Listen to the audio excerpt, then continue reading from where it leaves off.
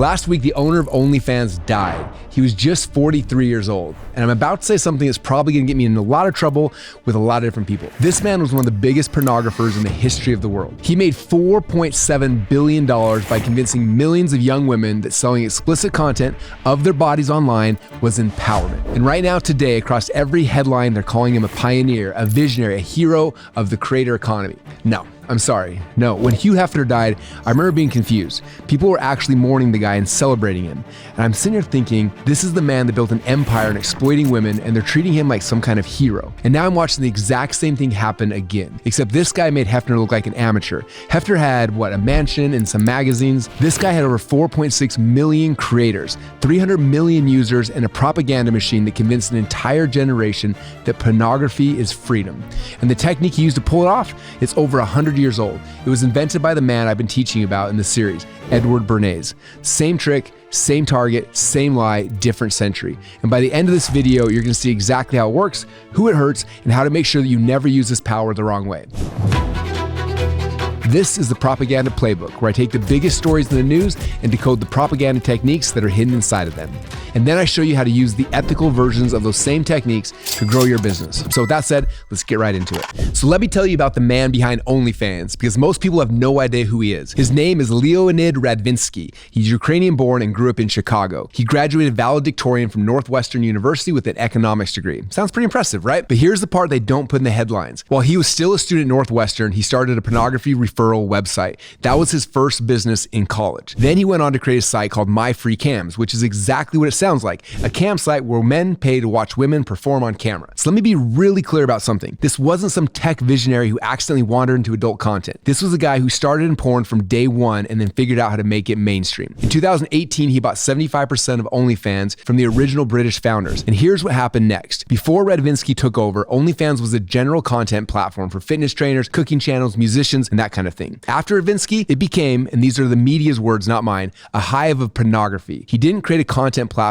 that happened to have porn on it. He bought a content platform and turned it into pornography on purpose, because that's where his money was. And oh man, was there a lot of money. Revenue went from $59 million in 2019 to $1.4 billion by 2024. The number of creators on the platform went from 350,000 to 4.6 million. Radvinsky personally received over $1.8 billion in dividends since 2021. And in 2024 alone, he was paid $701 million. $701 million in a single year. His net worth when he died, $4.7 billion. Now let me show you the other side of those numbers, the side that they don't put in the headlines. The average OnlyFans creator makes $180 a month. The top 1% earn 33% of all the revenue on the platform. 34% of creators surveyed said that they experienced negative mental health consequences, anxiety, depression, shame, and fear. 6% disclosed that their traffickers helped them to create and market their content. And 11% that they were aware that minors were on the platform. So the guy at the top made $700 million in 1 year. The average woman on his platform made $180 a month. And we're calling this empowerment. That is not empowerment. That's a pyramid scheme with the ring light. And the money is one thing, but what this platform actually does to the women on it, that's where this gets really, really dark. It's not for the weak, girls. If I'm honest, it was hard. But I don't know if I'd recommend it. it's not like just having sex with someone. Yeah. Just one in, one out, like it feels intense. Like more intense than you thought it might. Definitely. Sorry. It's okay. Just take Yeah, 1 minute. Yeah, it's okay. She's crying, she's talking about disassociating, and this is on a platform that's marked as empowerment. That word empowerment doesn't come from her. It was planted there by a propaganda technique that's over 100 years old. And I want to show you the real stories, not the highlight reels. The real stories, what happens to women on these platforms. Because once you hear them, you're never going to hear the word empowerment the same way ever again. So I went looking for some real stories, not the highlight reels, not the girl on TikTok showing off her apartment, the real stories, the ones that don't get promoted by the algorithm. And what I found made me sick. Story number 1, I was a slave. There's a woman who wrote a first-person account about her time on OnlyFans. She signed it the way a lot of women do. She needed money. She thought that it was going to be easy, take some photos, post them, and get paid. And that's how it sold, right? But here's what actually happened. The subscribers started making requests, custom content, and the requests weren't dignified, okay? They were degrading. And she tried to set boundaries. boundaries. She said, I'm not going to do that. But then the money came only when she said yes. So she started breaking her own boundaries, one at a time. And before she knew it, she was doing things she never would have imagined that she would do. Not for thousands of dollars, not for hundreds, but for $50 here and $20 there. And here's what she said. She said, I was not free or empowered. I was a slave to the dollar and to my subscribers. There's no real autonomy when your audience controls the outcome. After she left, she couldn't date. Men didn't want to be with someone who'd done it. Career doors were closed. And she said the thing that really got me. She said she could only see the damage clearly after she got out. While she was in it, she couldn't see it. It was like she was under a spell and she didn't wake up until she walked away. Story number 2, the identity collapse. Now this next one really hit me because of the timing. A woman published an essay in March of 2026, this month, about leaving OnlyFans. She wrote it just 10 days before Radvinsky's death was even announced. And she described what happened to her identity while she was on the platform. She said the moment she made her first $10,000, something shifted. She said, the line, I am an OnlyFans creator, became my identity. That was who she was now. Not a daughter, not a friend, not a woman with dreams and goals, an OnlyFans creator. The platform ate her identity. And then she left. You know how she described the recovery? Like sobriety, like getting clean from an addiction. She said she had to rebuild what she was from scratch. And here's the details I can't stop thinking about. In her entire essay, and it's a long essay, she poured her heart out. She never once used the word empowerment. Not once. The word she used was freedom. And she meant freedom from OnlyFans, not freedom because of it. Story number 3, the escalation trap. Okay, so these are individual stories, but there's a pattern here, and the pattern is what makes this a propaganda story and not just a sad story. A young woman told Business Insider, she said, I regret doing OnlyFans when I turned 18. 18 years old. She started with mild content, but the algorithm rewards the more explicit stuff. The subscribers pay more for the more extreme stuff. So there's this constant pressure to escalate. Do a little bit more, push a little bit further, push past the line you said you'd never cross. And then that becomes the new line. And then you push past that one too. A survivor of the sex industry described it like this. She said, most performers found themselves sucked into a spiral doing more hardcore content for less and less money, and eventually turned to escorting just to make ends meet. Now, does that sound familiar to anybody? Because it should. It's the exact same escalation pattern as cigarettes. You start with one and then you need 2. Then it's a pack-a-day, then you can't stop. Except with OnlyFans, the product you're escalating isn't a cigarette. It's yourself, your body, your dignity. And unlike a cigarette, you can't throw it away when you're done. That content lives on the internet forever. Story number 4, the collateral damage. And it's not just the creators. The damage spreads. These are high school boys being bullied at school because their classmates found their mom on OnlyFans. There's a woman who found out her boyfriend, the father of her newborn baby, had been secretly spending thousands of dollars on custom OnlyFans content instead of saving it for their family. There are networks, literal organized networks of subscribers who buy creators' content and then sell it to other porn sites without the creator's knowledge or consent. So even if a woman leaves the platform, her content doesn't leave with her. It's out there forever, getting sold to people she never agreed to share it with. And then there's the data that should end the empowerment debate once and for all. In a major survey of OnlyFans creators, 6% disclosed that their traffickers helped them create and market their OnlyFans content. Their traffickers, 30% received messages from suspected traffickers offering to manage their accounts. And 11% said they were personally aware of minors who had content on their platform. These are not edge cases, okay? And this is not empowerment. This is their business model. This is what $4.7 billion empire is built on. And today, we're calling the man who built this a pioneer.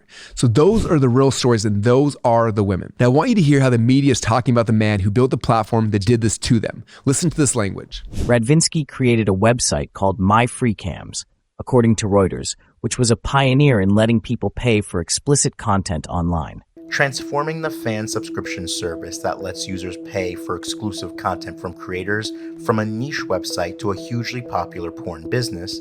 Today, OnlyFans is pitching itself as one of the most lucrative choices for all types of creators across the $250 billion creator economy, recruiting athletes, comedians, and adult entertainers alike. Pioneer, reshape the industry, creator economy. A woman just told you she was doing degrading things for $20. Another one said she needed sobriety to recover from what the platform did to her identity. Teenagers are getting bullied at school because of their mom's accounts. 6% of creators and their traffickers were involved in making their content. And the man who built this all is a pioneer? I want to know what you think. Seriously, is there any version of the story where it could actually be celebrated? I want you to tell me in the comments because I genuinely want to understand how in the world we got here. How do we get to a place where a man makes $700 million in a year off the backs of women who are averaging $180 a month? And we call him a visionary. And I'll tell you how we got here. We got here because of a propaganda technique that was invented over 100 years ago. And the man who invented it did the exact same thing with cigarettes. So if you've been watching the series, you already know this man. His name's Edward Bernays, Sigmund Freud's nephew, the guy who invented public relations. Okay, again, this is the first edition copy of his book called Propaganda. And everything I've built in my business traces back to what I've learned from this man. Now, Bernays pulled off a lot of campaigns, and we talked about some of them in previous episodes. But the one that maps perfectly to what OnlyFans did, I mean perfectly, like it's the exact same playbook, word for word, is called the Torches of Freedom. Here's what happened. In 1929, women didn't smoke in public. It was taboo. It was unladylike. If a woman lights a cigarette on the street, she was judged for it, which meant that American tobacco company is losing half of its potential market. And so because of that, they went and hired Bernays. And Bernays didn't do what you'd expect. He didn't run ads about cigarettes. He didn't argue that smoking was safe. He didn't try to convince women that it's okay. He does something way more sophisticated than that. He hires a psychoanalyst who tells him the cigarettes are a symbol of male power. Now, if you can connect smoking to women's liberation, to fighting oppression, to equality, women just won't tolerate smoking, they'll demand it. So Bernays hired a group of young, attractive women. He positions them in the New York Easter Parade, the most public event of the year. And at his signal, they all light cigarettes and march down Fifth Avenue. And he tells every reporter there that these women are lighting torches of freedom, a protest against oppression. And it works. Overnight, smoking becomes an act of feminism. Women all across the country start smoking, not because they like cigarettes, but because they believe they were making a statement. American tobacco made billions, and millions of women got lung cancer. He reframed a product that kills you as a symbol of freedom, and an entire generation bought it. And now watch this. In 1929, Bernays calls cigarettes torches of freedom. In 2026, OnlyFans calls pornography creator empowerment. Bernays says that smoking was a woman's right, and OnlyFans says selling explicit content is owning your body. Bernays positioned it as fighting oppression. OnlyFans positioned it as financial independence. The product in 1929 was cigarettes. The result was lung cancer. The product in 2026 is pornography. And the result is depression, shame, exploitation, trafficking, and content that lives on the internet for the rest of your life. The profiteer in 1929 was American tobacco. The profiteer in 2026 was Leonid Radvinsky, worth $4.7 billion. And the average woman in 1929, she got cancer. And the average woman in 2026, she makes $180 a month and can never take it back. Same technique, same target, same reframe, same lie, 100 years apart. If you want the full story of how Bernays pulled this off, from Freud to the Easter Parade to how I came across these exact techniques and use them to build my business, I actually made a video that walks you through the whole thing. All you gotta do is go to secretsofpropaganda.com, and I'm gonna put the link in the description down below.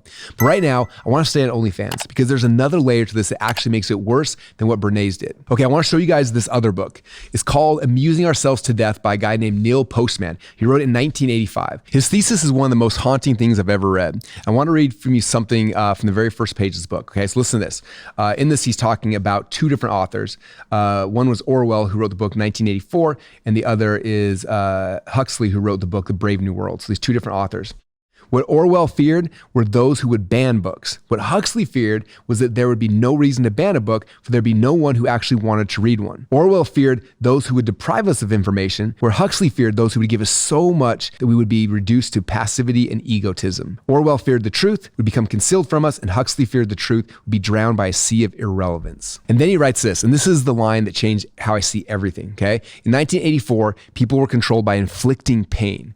In A Brave New World, they are controlled by inflicting pleasure. In short, Orwell feared that what we hate will ruin us, whereas Huxley feared that what we love will actually ruin us. And that's what makes OnlyFans worse than what Bernays did with cigarettes. Bernays had to trick women into smoking. He had to stage a parade. He had to plant stories in newspapers. He had to manufacture the whole thing from scratch. OnlyFans didn't have to trick anyone. The reframe was so good. Empowerment, independence, your body, your choice. That 4.6 million women volunteered. Nobody forced them. Nobody held a gun to their head. They signed up because the propaganda was that effective. The pleasure was that appealing. The illusion of freedom was that convincing. That's not Orwell, that's Huxley. We weren't oppressed into this, we were entertained into it. And Postman warned us about it 40 years ago. Okay, so I got to tell you guys a personal story because this one isn't just some academic thing for me. When Hugh Hefner died, I remember watching the news coverage and being genuinely confused. People were mourning this guy, celebrating his life, calling him a legend, talking about his contribution to the culture. And I'm sitting here in my living room thinking, am I the only one who's crazy? This man was one of the biggest pornographers in the history of the world. He built Playboy on the objectification of women, and we're treating him like he's some kind of American hero. I didn't say anything, and I'll be honest with you, I didn't say anything partially because I was scared, and partially I didn't know that maybe I was the one that was wrong. Maybe I'm being a little too harsh. Maybe I just didn't get it. But now I'm watching the exact same thing happen, and this time it's worse. Because Radvinsky made Hefner look like a small timer. Hefner had a mansion and a magazine. That was his reach. A magazine you could buy at a newsstand. Radvinsky had 4.6 million creators and 300 million users. A platform that recruits women directly through their phones, through TikTok, through Instagram, through algorithms that target young women with stories about financial independence, how you can be your own boss and own your own body. That's not a magazine in a newsstand. That's a pipeline. It starts with 16-year-olds scrolling TikTok and ends with an 18-year-old posting content that she can never take back. Today, the headlines are calling Radvinsky a pioneer, just like they called Hefner a legend. So I'm going to say what I should have said then when Hefner died and I didn't. This should not be celebrated. Making billions of dollars off the exploitation of women is not visionary. It's not pioneering. It's the oldest trick in the propaganda playbook. You reframe the harm, you profit from the pain, and you let someone else deal with the wreckage. And I want you to hear the man who invented this trick talk about it, because the way Bernays describes what he did with zero remorse, almost proud of it, tells you everything you need to know about the difference between a brilliant technique and terrible intent. He said, we're losing half of our market because men have invoked a taboo against women smoking in public. Can you do anything about that? I said, let me think about it. And then I said, have I your permission to see a psychoanalyst to find out what cigarettes mean to women? He said, what'll it cost? So I called up Dr. Brill. Zero remorse. He's proud of it. And I'll be honest, technically, yeah, it was brilliant. The man was a genius at what he did. But the technique killed people. Millions of women got lung cancer because Edward Bernays figured out how to make cigarettes feel like freedom. And so here's the question I keep coming back to. If Bernays were alive today, would he be running OnlyFans? Because the playbook is identical. Find something that's taboo, reframe it as freedom, target women, and make billions. And by the time anybody asks whether it's actually harmful, the money's already been made and the damage is already done. I want to hear your thoughts on this. Am I overreaching here, or is this the exact same thing just 100 years later? And please tell me what your thoughts are in the comments. I think this is a very important conversation that we should be having. All right, so here's where this gets practical for everyone watching, because I teach this stuff for a living. The reframe is the single most powerful tool in all of marketing. Every great business runs on one, and I need you to understand that, because the technique itself isn't evil. It's what you do with it that matters. When I built ClickFunnels, I did not sell software. No one wants to buy software, right? I sold liberation. I sold freedom from the tech nightmares, the designers, the developers, the IT people who hold your business hostage. I told everybody you don't need them anymore. You can do this yourself. That is a reframe. When I wrote the book Expert Secrets, I didn't sell a marketing course. I sold the idea that your message matters and the world actually needs it. That is a reframe. When we created the 2 Comma Club Awards, we didn't celebrate revenue. We celebrated proof that you can do this, that it's possible, that the dream is real. That is a reframe. Every single one of those worked. They worked incredibly well, and they worked because they're true. The product actually delivers on the promise. ClickFunnels actually does free you from tech headaches. Expert Secrets actually does help you get your message out. The 2 Comma Club Award actually does prove that it's possible. And that is the line. That's the line between what I do and what Bernays did. That's the line between what I do and what the OnlyFans did. A reframe that reveals a genuine truth about a product. That's marketing. A reframe that hides a genuine harm. That is propaganda. Bernays promised freedom and delivered lung cancer. OnlyFans promised empowerment and delivered exploitation. If your reframe is a lie, if the product doesn't actually do what the reframe says it does, then you're not a marketer, you're a propagandist or a pornographer, whatever you want to call it. So let me give you 3 questions to check yourself by, okay? Because I think that every entrepreneur needs to run their marketing through these. Number 1, if your customers knew everything about your product, the good and the bad, all of it, would they still buy? If the answer is yes, your reframe is honest. If the answer is no, you're hiding something. Number 2, does your reframe make a true promise or a false promise? Bernays promised freedom. He delivered cancer. OnlyFans promised empowerment. It delivered depression, shame, and content that you can never get off the internet. So what does your reframe promise? And does the product actually deliver on it? And number 3, and this is the one I come back to the most, I call it the mom test. If your mom saw your marketing, the full picture, not just the highlight reel, would she be proud of you? If the answer is yes, you're good. If the answer is no, it's time to rethink think what you're selling or how you're selling it. Bernays fails the mom test. Radvinsky fails the mom test. Don't fail the mom test. All right, real quick, I want to hear from you guys on this one. What is the most powerful reframe that you've ever seen in business, both good or bad? A product was positioned in a way where the language completely changed how you felt about it? Drop it in the comments down below. I want to read every single one of those. All right, and then I want to get really real for a second because this episode is different from the other ones I've done.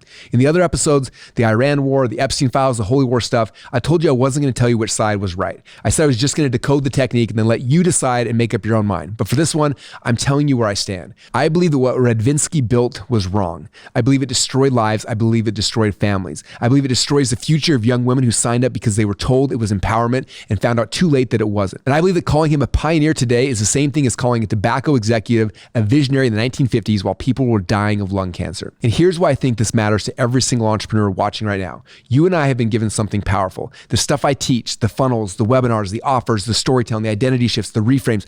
This is the same science Bernays used to sell wars and cigarettes. It's the same science that built OnlyFans into a $4.7 billion empire, and it works. Man, it works incredibly well. And that means we have a responsibility because the techniques don't care how you use them. They work for good and they work for evil. They'll build a movement that changes people's lives and they'll build a machine that destroys them. The science doesn't judge. We have to judge because we're only on this earth for so long and you got one shot of this thing. And when it's all over, and it will be over, when you look at your life, when you look back at your kids and you stand before your maker, the question isn't going to be how much money did you make? The question is going to be what did you do with what you were given? Did you build something that made the world better, or did you use the most powerful persuasion tools ever created to exploit people and then call it empowerment?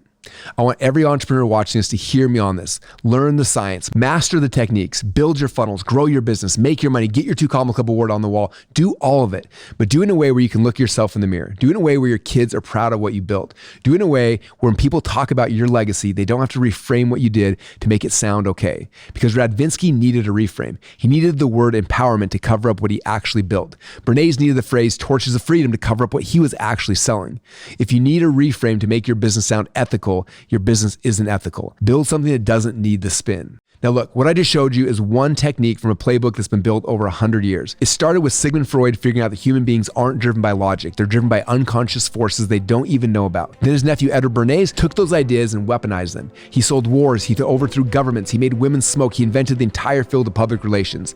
And then a guy, my mentor named Dan Kennedy, he came along and figured out how entrepreneurs could use those same dark arts ethically. And I spent the last 20 years taking all of it and turning it into a system that bootstrapped ClickFunnels past $1 billion in sales without any venture capital. And I made a video that tells the entire story, from Freud's discovery to Bernays weaponizing it to how I use the exact same techniques today to sell stuff online. Now, if what you just saw in this video hit you, if it got you thinking, then that video is going to blow your mind. All you gotta do right now is go to secretsofpropaganda.com or hit the link in the description and go watch it right now while this is fresh on your mind. And if you haven't already, please subscribe to this channel because this is the Propaganda Playbook. Every episode, I take a big story from the news, I decode the propaganda behind it, and I show you how to use the ethical version of those things in your business as well. The same science, same playbook, different story. And the next episode is coming out soon. Thanks so much, and I'll see you guys on the next one. Every webinar that you've watched, challenge that you've attended, every sales page, article headline, or YouTube video that stirred your emotions, every political campaign that played upon your fears, they all trace back to this moment when one man took his uncle's healing science and turned it into history's most powerful manipulation machine. Bernays proved that whoever